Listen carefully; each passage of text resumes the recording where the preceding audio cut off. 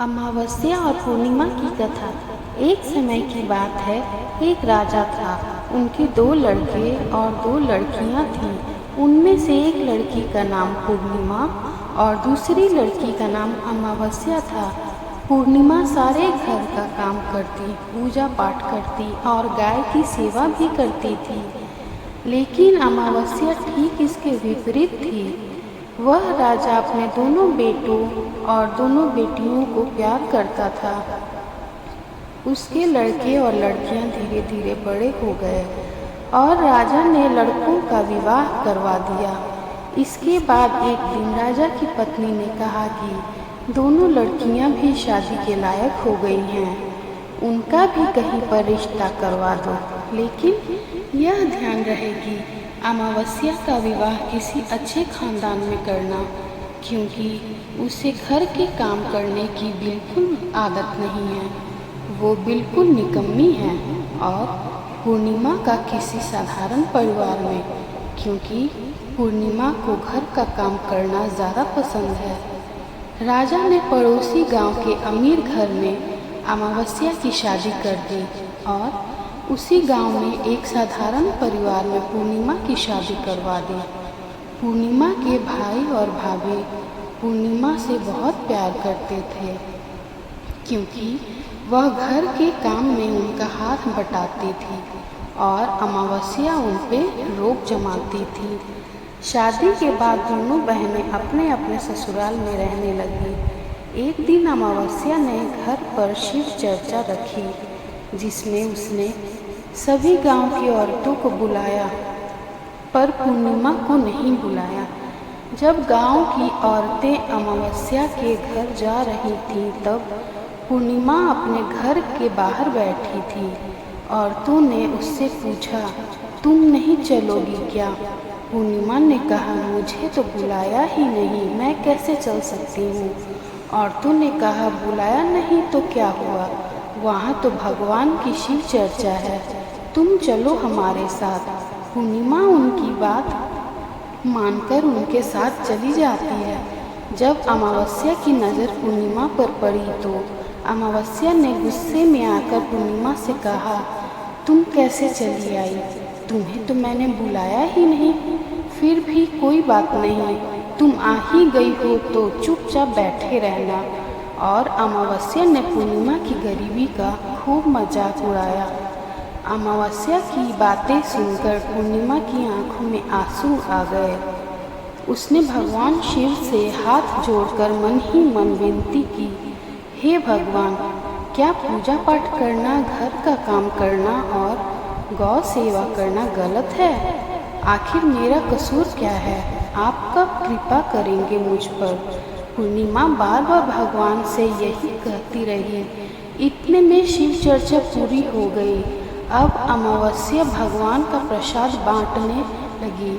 उसने सबको भगवान का प्रसाद दिया, लेकिन पूर्णिमा को नहीं दिया। पूर्णिमा बिना प्रसाद के ही घर लौटने लगी। तो रास्ते में उसने सोचा कि बच्चे प्रसाद मांगेंगे तो मैं उन्हें क्या कहूँगी। उसने सोचा कि मैं मायके अपने भाई के यहाँ से कुछ ले आऊँगी। ये सोचते हुए वह अपने घर आ गई और उसने अपने पति से कहा कि मैं अपने मायके जा रही हूँ। पति ने कहा, ठीक है। पूर्णिमा मायके के लिए रवाना हो गई। रास्ते में एक चबूतरे पर तुलसी का पौधा लगा हुआ था और उस चबूतरे पर एक बूढ़ी औरत बैठी हुई थी। वह कोई और नहीं, साक्षात तुलसी माँ थी। उस बूढ़ी औरत ने पूर्णिमा से कहा, बेटी तुम कौन हो, कहाँ जा रही हो? यह तुलसी का पौधा सूख रहा है, इसमें थोड़ा पानी डाल दो और इस चबूतरे को साफ कर दो, इससे मुझे थोड़ी ठंडक मिलेगी। तब पूर्णिमा ने तुलसी में पानी डाला, चबूतरे की साफ सफाई की और उस औरत के पैर भी दबाए। फिर उसने कहा, कुछ और काम है माँ जी? औरत ने कहा, कुछ नहीं, अब तुम जाओ और वापस आते समय मुझसे मिलकर जाना। तब पूर्णिमा वहाँ से रवाना हुई। रास्ते में एक शिव मंदिर आया। वहाँ पर एक बूढ़े बाबा मिले। वह कोई और नहीं, साक्षात भगवान शिव थे। उन्होंने पूर्णिमा से कहा, बेटी इस मंदिर की साफ सफाई कर दो। पूर्णिमा ने उस मंदिर की साफ सफाई कर दी और पूजा पाठ करके कहा, और क्या काम है बाबा? बूढ़े बाबा ने कहा, और कुछ काम नहीं है बेटी, अब तुम जाओ और वापस आते समय मुझसे मिलकर जाना। पूर्णिमा वहाँ से निकल गई। वहाँ से निकलकर चलते चलते काली माँ का मंदिर मिला। वहाँ बैठी एक बूढ़ी औरत ने पूर्णिमा से कहा, बेटी यहाँ पूजा पाठ करने तो सब आते हैं, लेकिन मंदिर की साफ सफाई कोई नहीं करता, इसलिए इस चबूतरे और मंदिर की साफ सफाई कर दो। पूर्णिमा ने कहा, ठीक है माँ जी। पूर्णिमा ने चबूतरे और मंदिर की साफ सफाई करके पूजा पाठ किया और माता का श्रृंगार किया और वहाँ से जाने लगी। उस बूढ़ी औरत ने कहा, अब तुम जाओ और वापस आते समय मुझसे मिलकर जाना। पूर्णिमा अपने मायके मिलकर जल्दी थोड़ा चलने के बाद नदी की तरफ चली। बूढ़ी और थोड़ा चलने के बाद नदी के किनारे एक बूढ़ी औरत मिली। वह साक्षात गंगा मैया थी। उस बूढ़ी औरत ने कहा, बेटी इस नदी पर स्नान करने तो सब आते हैं, लेकिन यहाँ साफ सफाई कोई नहीं करता। तब पूर्णिमा ने घाट की साफ सफाई अच्छे से की और जब वह जाने लगी तब उस औरत ने कहा, बेटी वापस आते समय मुझसे मिलकर जाना। इसके बाद पूर्णिमा नाव में बैठकर नदी के दूसरे किनारे पर उतर गई और अपने मायके पहुंच गई। पूर्णिमा के भाई और भाभी उसे देखकर खुश हो गए और उन्होंने पूर्णिमा से खूब बातें की और कहा कि बच्चों को भी साथ लेकर आती तो अच्छा लगता। सुबह जब पूर्णिमा ने अपने ससुराल जाने के लिए कहा तो भाइयों ने उसे एक लाल साड़ी और एक थैले में बच्चों के लिए कपड़े और खाने पीने के कुछ सामान रख दिया और कहा कि वापस जल्दी आना। इसके बाद पूर्णिमा वहाँ से रवाना हुई और उसी नदी के किनारे पहुँच गई। पूर्णिमा को वही बूढ़ी माँ मिली जो साक्षात गंगा मैया थी। उन्होंने पूर्णिमा को एक थैला दिया और कहा कि तुम इस थैले को अपने घर ले जाकर ही खोलना। पूर्णिमा ने कहा, ठीक है। आगे चलकर वही काली माँ का मंदिर आया। वहाँ भी उस बूढ़ी माँ ने पूर्णिमा को एक थैला दिया और कहा कि इसे घर जाकर खोलना। पूर्णिमा वहाँ से रवाना हुई और आगे चली तो भगवान शिव का मंदिर आया। वहाँ के बूढ़े बाबा ने भी उसे एक थैला दिया और कहा कि अपने घर ले जाकर खोलना। आगे चलने पर तुलसी माँ के पास बैठी हुई बूढ़ी औरत मिली। उसने भी पूर्णिमा को एक थैला दिया और कहा कि इसे घर जाकर ही खोलना। अब पूर्णिमा के पास 5 थैले हो गए। इन सब थैलों को लेकर पूर्णिमा अपने घर चली आई। पूर्णिमा ने सबसे पहले अपने मायके का थैला खोला। उसमें बच्चों के लिए अच्छे अच्छे कपड़े और खाने पीने की चीज़ें थी। उसने अपने बच्चों को नए नए कपड़े दिए और खाने पीने की चीज़ें दी। तब बच्चे बहुत खुश हुए। अब पूर्णिमा ने दूसरा थैला खोला जो उसे गंगा मैया ने दिया था। उसमें सोना और चांदी भरा हुआ था। फिर उसने तीसरा थैला खोला जो उसे काली माँ ने दिया था। उसमें 16 श्रृंगार का सामान भरा हुआ था। अब उसमें चौथा थैला खोला जो उसे भगवान शिव ने दिया था। उसमें धन संपत्ति भरी हुई थी। इसी तरह उसने 5वां थैला खोला जो तुलसी माँ ने दिया था। उसमें चावल, दाल और अनेकों प्रकार का धान भरा हुआ था। अब पूर्णिमा के घर में किसी चीज़ की कमी नहीं थी। पूर्णिमा के मन में विचार आया कि क्यों ना मैं भी शिव चर्चा करवाऊं। उसने अपने घर में शिव चर्चा का कार्यक्रम रखा और गांव की सभी औरतों को बुलाया और अपनी बहन को भी बुलाया। जब अमावस्या अपनी बहन के घर आई तो उसने देखा कि पूर्णिमा के घर में धन दौलत की कोई कमी नहीं है और यह देखकर अमावस्या आश्चर्यचकित रह गई और उसने पूर्णिमा से पूछा कि तुम्हारे घर में इतनी धन दौलत कैसे आई। पूर्णिमा ने कहा, बहन, तुमने अपने घर शिव चर्चा रखी और उसमें मुझे नहीं बुलाया, फिर भी मैं बिन बुलाए तुम्हारे घर आई, पर तुमने भगवान का प्रसाद तक मुझे नहीं दिया। उसके बाद मैं अपने मायके जाने लगी। इसके बाद पूर्णिमा ने रास्ते में जो कुछ भी घटना हुई वह सब अमावस्या को बता दी।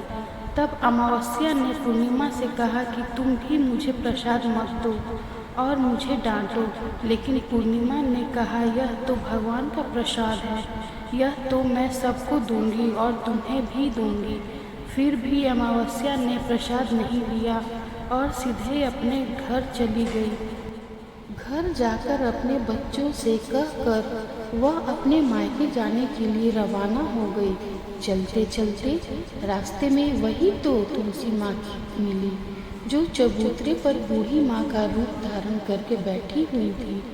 उसने अमावस्या को चबूतरे की सफाई करने को कहा। इस पर अमावस्या ने कहा, अरे ओ बुढ़िया, दिखाई नहीं देता, नई साड़ी पहन रखी है, यह गंदी हो जाएगी। आगे चलकर भगवान शिव, काली माँ और गंगा मैया मिले। उनको भी उसने ऐसा ही कह दिया और इसके बाद वह आगे चली गई।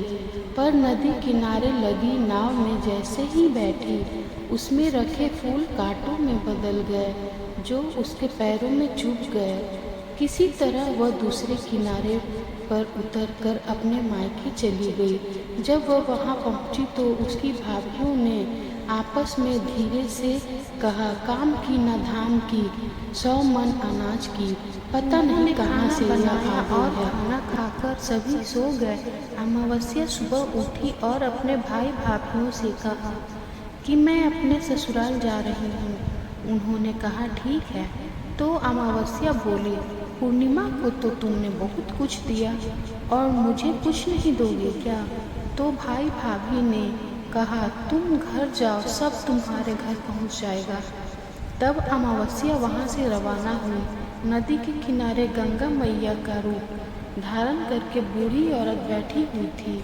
अमावस्या बोली, आपने पूर्णिमा को तो बहुत कुछ दिया था और मुझे नहीं दोगी क्या? और तो बूढ़ी औरत ने कहा, तुम घर जाओ, सब तुम्हारे घर पहुंच जाएगा। इसके बाद काली माँ, भगवान शिव और तुलसी ने भी उसे यही कह दिया। जब अमावस्या अपने घर पहुंची तो आंगन में 5 थैले रखे हुए थे। उसने अपने मन में सोचा कि आज तो मैं निहाल हो गई। उसने जल्दी जल्दी से सभी थैलों को खोला, तो किसी में मिट्टी, तो किसी में पत्थर, तो किसी में कंकर कोयला था। यह सब देखकर उसने अपना सिर पकड़ लिया और कहने लगी है, हे भगवान, मुझे मायके से भी कुछ नहीं मिला और इन थैलों में भी कुछ नहीं मिला। वह पैर पकड़ती हुई अपनी बहन पूर्णिमा के घर जाती है और पूर्णिमा से कहती है कि तुझे तो इतना सब कुछ मिला और मुझे कुछ नहीं मिला। तब पूर्णिमा ने कहा कि मैं जब अपने मायके जाती हूँ तो अपनी भाभीयों के साथ मिलकर काम करती हूँ और तुमने कभी उनकी इज्जत नहीं की, इसलिए तुम्हें वह क्या देगी। इसके बाद तुमने गंगा माँ, काली माँ, भगवान शिव और तुलसी माँ को भी ठुकरा दिया, इसलिए उन्होंने तुम्हें कुछ नहीं दिया। अमावस्या बोली, बहन, मुझे माफ़ कर दो, मैंने हमेशा तुम पर अत्याचार किया, इसलिए मुझे कुछ नहीं मिला। कोई बात नहीं, मैं भगवान की भक्ति करके सब प्राप्त कर लूँगी, मुझे भी इसका रहस्य बताओ। फिर पूर्णिमा ने कहा, तुम 3 सूत्र का ज्ञान ले लो। पहले सूत्र में दया मांगना और दूसरे सूत्र में चर्चा करना और तीसरे सूत्र में 108 बार ओम नमः शिवाय का जाप करना। भगवान ने जो यह 3 सूत्र दिए हैं, इनको अपने हृदय में बसा लेना। मेरे पास कुछ भी नहीं था, पर मैंने सच्चे मन से भगवान की पूजा की, इसलिए भगवान ने मुझे सब कुछ दिया और तुम्हारे पास जो कुछ भी था वह भी खत्म हो गया। इसके बाद अमावस्या अपने घर गई और भगवान का पूजा पाठ करने लगी। उसने भगवान शिव से माफ़ी मांगी और गौ सेवा करने लगी और दूसरों की मदद भी करने लगी। तो दोस्तों, आपको यह कहानी कैसी लगी? अगर अच्छी लगी हो तो लाइक और सब्सक्राइब करें। हमारे YouTube चैनल आस्था एक भक्ति पर ऐसे और भी वीडियोस को देखने के लिए चैनल को सब्सक्राइब ज़रूर करें और बेल आइकन को ज़रूर दबाएं।